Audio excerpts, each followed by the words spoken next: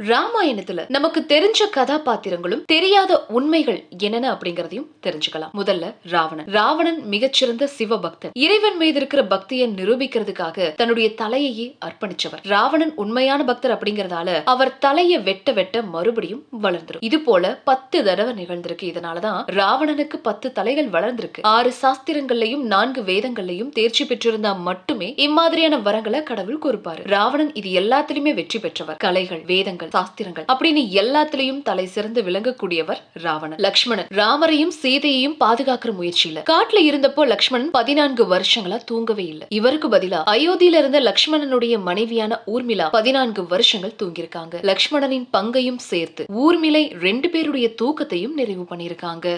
சீதை உண்மையிலேயே ஜனகனுடைய மகள் கிடையாது. அவங்க பூமாதேவியுடைய மகள். யாகம் நடத்துறதுக்காக ஜனக மன்னன் நிலத்தை உழுத போது பூமிக்கு அடியிலிருந்து கண்டெடுக்கப்பட்டவங்க தான் சீதை. லட்சுமி தேவியின் அவதாரமும் கூட.